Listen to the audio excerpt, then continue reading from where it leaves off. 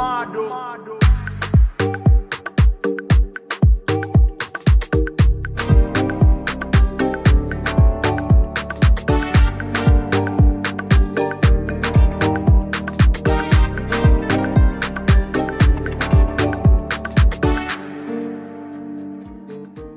guys, welcome to this episode of Sis Get a Grip.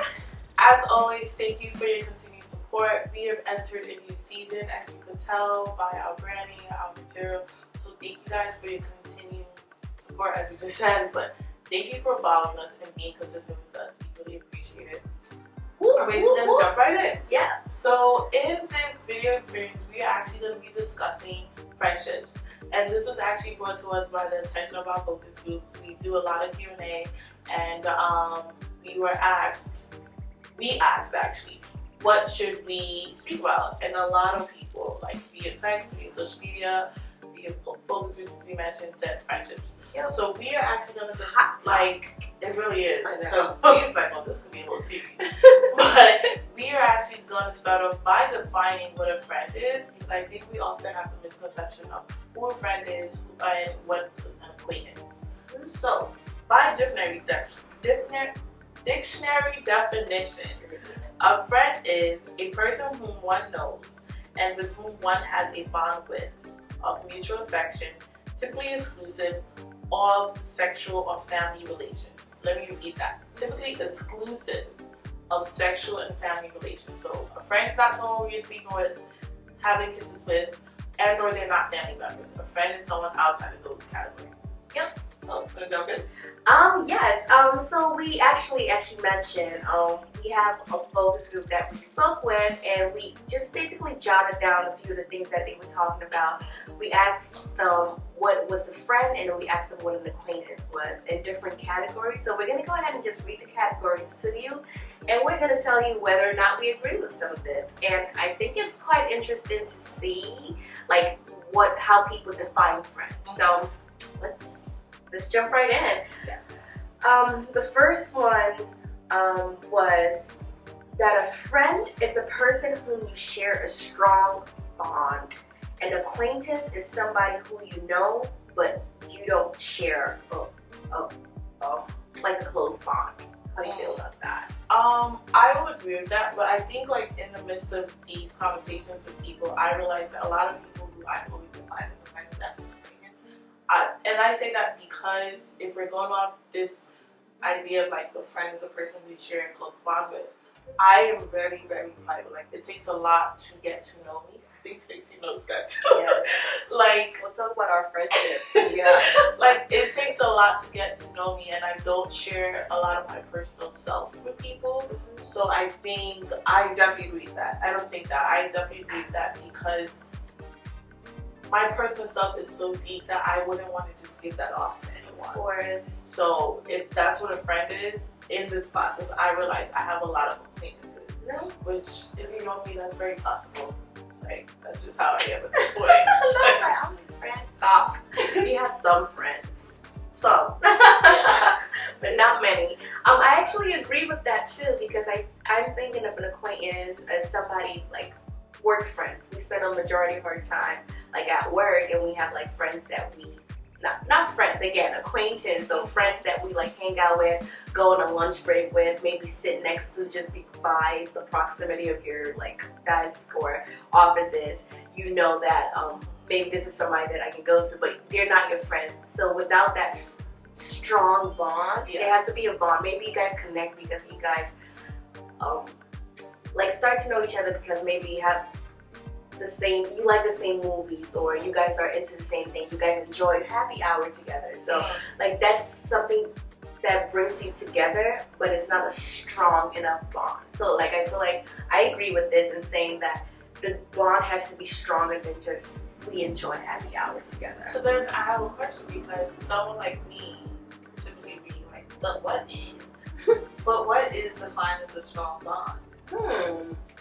A strong bond would be like, I guess I'm defining a strong bond as like our ambition. Like let's say in our situation, I would say we have a strong bond in that we have similar ambitions. We have similar like like we connect on a religious level, we connect on like what we want for our kids, what we want for our husband. We aspire to be better. So a strong bond is, I guess, what isn't a strong bond is a standalone something, versus a strong bond is there's different areas in which we connect. So So the irony is, I would define a strong bond as someone who's seen me in my worst and has seen me in all aspects of who I can be.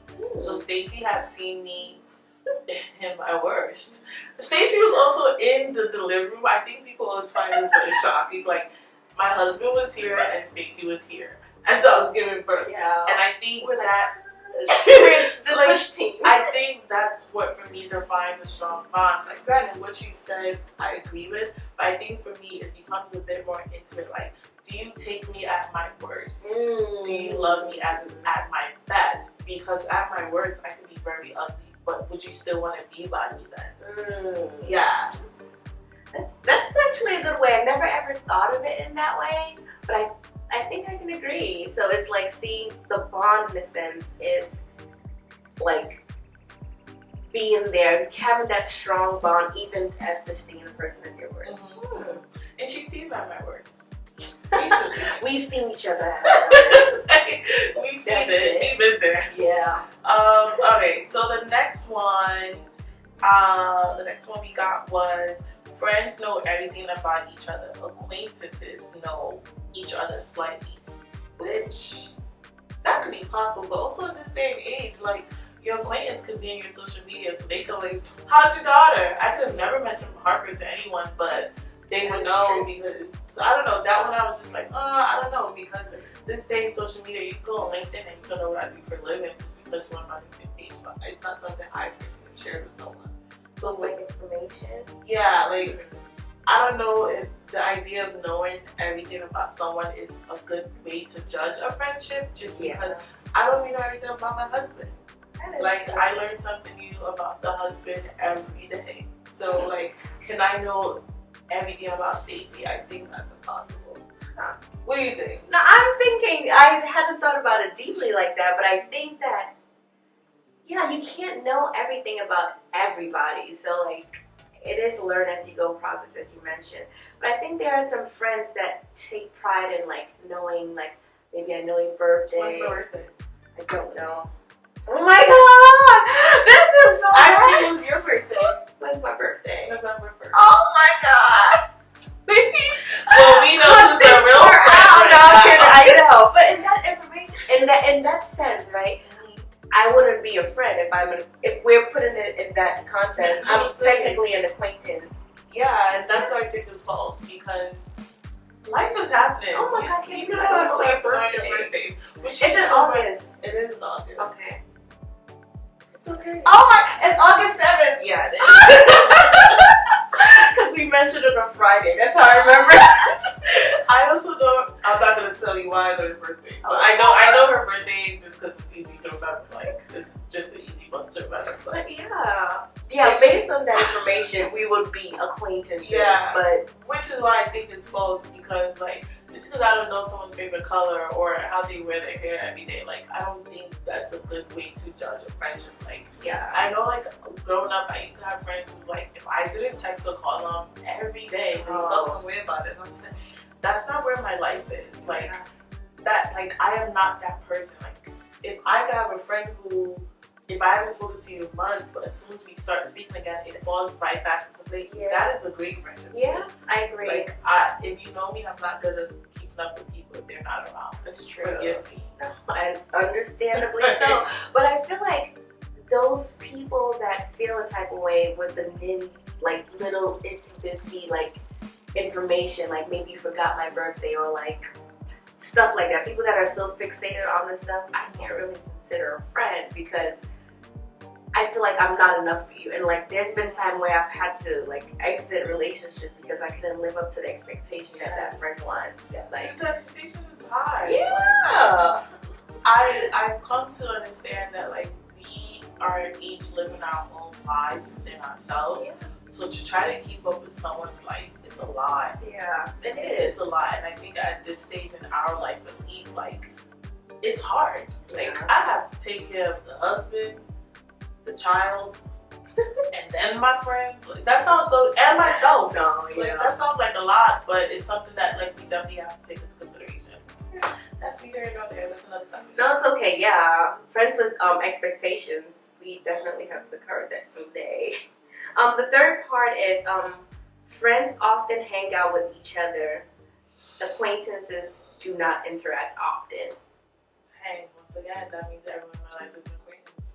Yeah, and I think you mentioned something just now that those kind of friends where you kind of don't talk for a while, but when you do like link up, it's like right back where we left off. Nothing changed. I think those friends can be appreciated. Yes, and I would like to have 3 friends that is 4 of us, right? We all went to high school together. Ashley, Naya, and Kara.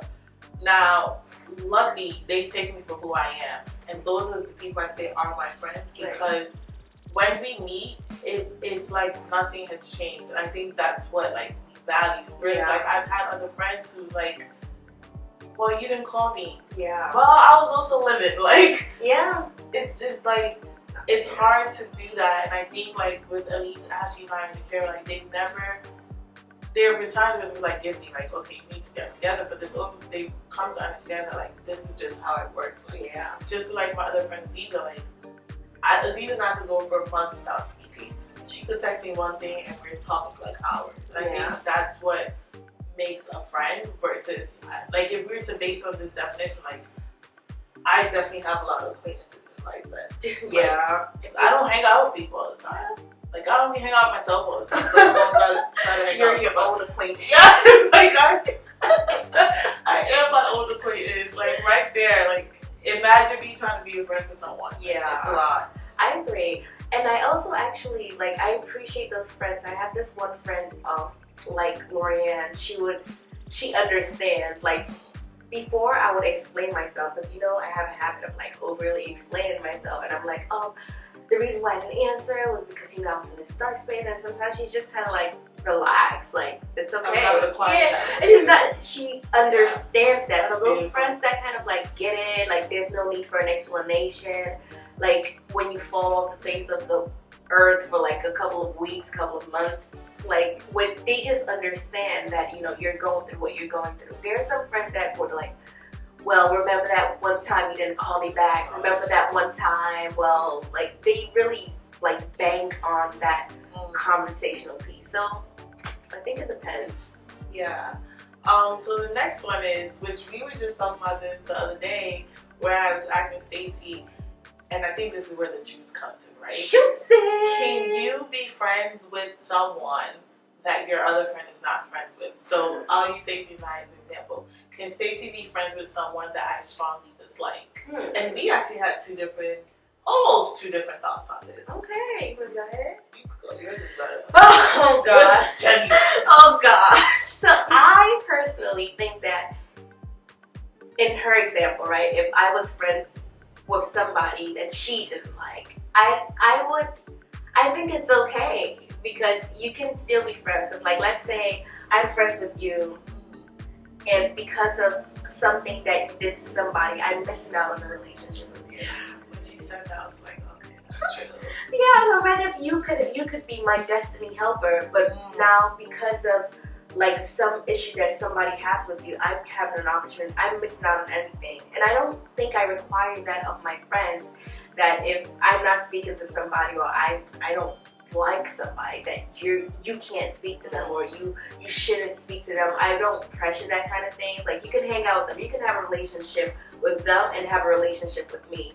Of course, I'm gonna be like mindful of the things I'm gonna say around you concerning this person, but I'm not going to I'm not gonna fault you for that. Like that's your friend, that's cool. You're also my friend. But after we had that conversation the other day, I was thinking that I think that relationship also depends on the friend that's stuck in the middle. Because we know some friends that kind of like run their mouths. And that's what like gets to me, because if I can't be my full self with you because I have to think twice about what I say to you, then is that even worth it at the moment? right? Because I look, like I said, I look at friends as someone who sees the best and worst in me. So now, if you're seeing the worst in me, I have to subconsciously think, oh, is she gonna go run and tell this other person that doesn't get along with me?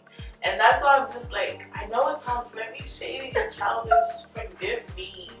I'm working to be the better you, I promise. No, you But I think it's really hard to be friends with someone that your friend doesn't like, because for me, I don't like being in the middle. Like, I don't want to be the person that also like potentially has to defend anyone. Right. So for that, I'd rather just choose the one who, and I mean it, choose the one who I think is gonna be my destiny helper. Choose the one who I think has my best interest at heart, because I don't know, I just think it's hard to be that. I'd rather us be acquaintances, like, hey, how you doing? Keep it moving, and then us try to be like have a false friendship. At least that's how I define it. I know it's shady. No, it's pretty good. The reason why, and I think I used to think like that, but my husband is very neutral. Like, he is a neutral friend. That's how I'll define a neutral friend. He could be your friend and he does not disclose like a conversation with B. Oh yeah. He is at the point that I gotta like put a cup to the wall to like seal tight. Yes, to like be in it. And I think that when somebody like that I would trust as a in-between person. Like I wasn't friends with somebody that, if I wasn't, he's my friend, but if I was enemies friends with me. Yes. You're not an enemy, somebody. You're not an enemy, but somebody. No, I get you. But just in this situation. Okay. So yeah, he wouldn't disclose, like I can trust him that he won't disclose what I've said to you and vice versa. Like we can both confide in him and everybody see what we say. That's true. Versus other people where, and I used to have a friend like that, a run and tell, and run and tell, that's a a run and tell kind of friend. Do you have a run and tell friend? And this is how you know if you have a run and tell friend. If you're like, oh, do I, don't I? They would come and they would give you juicy gossip about yourself. Wait, what? Juicy gossip about yourself. About yourself that they heard from somebody. But what were they doing when they heard? That's how you know you have a run and tell friend. Oh, like they were at an out. They were at a place where you were being discussed, and the people that were around them were comfortable discussing you in a negative light. Oh, because your friend made that person you defined as your friend made them comfortable. Yes. Ooh. And that's what I look at the dictionary. That's a run and tell. A run and tell kind of friend. Oh, And I feel like I had to weed out those kind of people from my life, and this is how you kind of weed them out. You listen out for conversation. If you have that friend that always comes to you. And it's like, I was here, and they were talking about you. This is what she said. Oh, this is what he said. And they come and they tell you, and you're like, oh, really? Before, I love a juicy gossip. Ooh, I love a juicy gossip, period. It's why I read, it's why I watch movies, because I'm the outsider watching the story. I'm the fly on your wall. Yes, I am the fly on the wall. I love movies for that reason, because I just love a story. People just love drama, and that's what our world belongs in. People capitalize off. So I do like drama. I'm not proud about it, but I like a good. It is what it is. I like a little good juicy gossip. Oh, she did what? She did what? She said that. And so I think that's how I got in that situation where I would be with these friendships, and they'll come in and be like, oh, they said this, they said that. And eventually I'll hear stuff about me, they said this about you, and I was like, oh yeah, that's crazy. And now I'm not talking to this person that I heard about. But then I think I got to a place where I had to be like, wait a minute, you said they said what? And you were there? And they said that about me? First of all, if I'm in a room with friends that were talking about you, the moment they start talking about you, they'll be like, no, that's her friend. That's what needed to happen. We shouldn't do that because we know for fact. They wouldn't even dare talk about her if I'm there, because they're gonna think that I'm gonna go back and tell. But which makes me curious, as a friend, in that conversation, what were you saying? Did you add to it? Did you add to it? And that's when I started identifying my run and tell friends. I love this term, run and tell. And I started slowly transition from being friends to acquaintances. To now acquaintances. Yep. That's a good stage. Yeah. Listen, get it how you get it. No, that's actually like really good. I'm trying to think if I've had run and tell friends or if I've ever been a run and tell friend. But even that, like, I really think it just takes, and I know this about myself, like, it just takes a lot to get to know me. So I don't think, and I'm also like very private, so I don't think I put myself in a situation where I can say I have run and tell friends. But I don't think so. Or even if I've been a run and tell friend, I'm trying to think, like, if just have I been the run and tell friend? I probably have been the run and tell friend in the sense that, like, well, they were talking about you and I said this and I just need to know, like, this is what's gonna happen. Like, I've been that kind of friend where, like, I've been in situations where people talk about someone I know and they probably would just simply someone I know and I'm just like, well, this is what really is going on, blah, blah, blah. And I will go back and tell my friend or who the person was like, so I was in this setting, this person said this about you, I responded this way. Yeah. I just want you to know before anything happens. And I do that with my mom, I do that with my brother, I do that with my sisters. I do that with people because I'd rather you hear it from me than hear it from someone else and then it looks really bad. Yeah. And I think the run and tell friends are your messy friends. I love that term. Run and tell friends. I love that. Yeah. That's amazing. But you know, I think there's a difference between knowing a friend that looks out for you versus a friend who is just trying to be messy. Like, they just like to sow seeds of discord and just have everybody, like, there are friends like that who genuinely get a high off of, like, I'm just gonna come here and just drop that bomb and sit down and just watch them marinate. Like, just get, there are evil people in the world, but that's rather forced. it is what it is. I have experienced way more than I would like. Like, I have terrible, like, meter for making friendships, but I'm cool with where I'm at. I wish them all well. No bad blood. Once my friendship went, I have graduated you from a friend to acquaintance. It's no, like, you know. She's like graduated. Yeah. Sorry. Yeah. That's it. Get your cap and gown. Move the tassel to the side. We've parted ways, but it's no bad blood. It's just, and I guess there isn't no bad blood because I've come to terms with who you are and that I can't change that about you. Because I think once I identify which kind of friends are which, I also try to, like, be very transparent and have a conversation like, you know, this is what you've been doing, I'm not really with it. And depending on your reaction to that situation, it's when I kind of make my decision.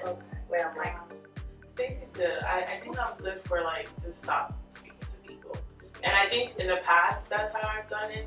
I've never felt the need to explain myself, but I think as an adult now, what you said is very important because, like, sometimes just for your personal closure, you also need to, like, verbally speak that closure. I think that's, like, a good way to put it. So let's end this off, right? Like, how do you choose friends? How do I choose friends? So Gifty and I actually have a really funny story about this. I would be a bad friend. No, she's not. Like, I had, like, my bad run with, like I said, friends, right? So I was it makes me very paranoid when I'm making new friends. Like, which one of the friends want me to use me or, like, to trick me to just be my friend because, like, not that I have anything to offer, but, like, at that time I was doing, like, hair and stuff, and I'm like, I don't know which one is using me just for the things I can do for them.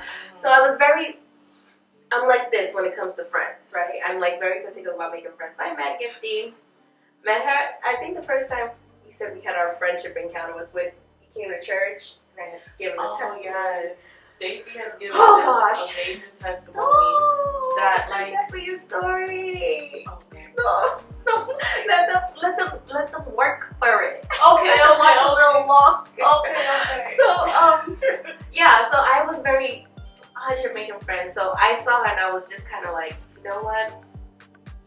The first order of our friendship would be our formal interview. We will go on a date. So I bought Spa Castle tickets and I'm like, hey, moment of truth, we're going to Spa Castle. She's like, I got you. We're going. It's down.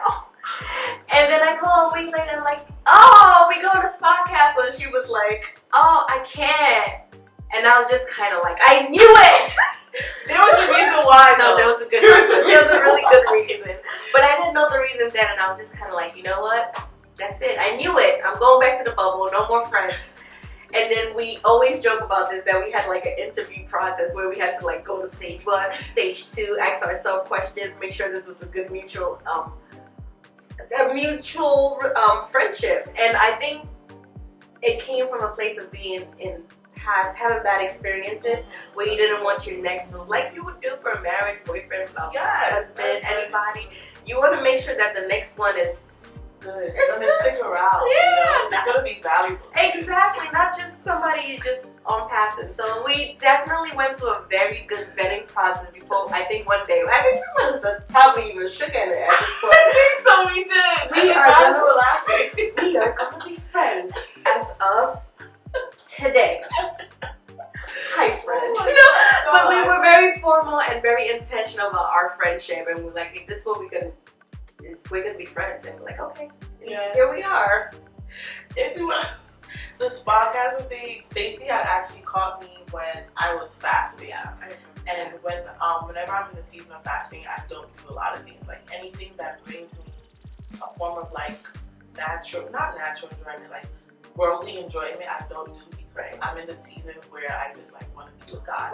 I didn't explain that to her, and that's later. Because I was like, why? I didn't explain that to her. I think I recently shared that with you, right? Yeah, like recently, like I shared that with her, and I was like, oh, it's fasting.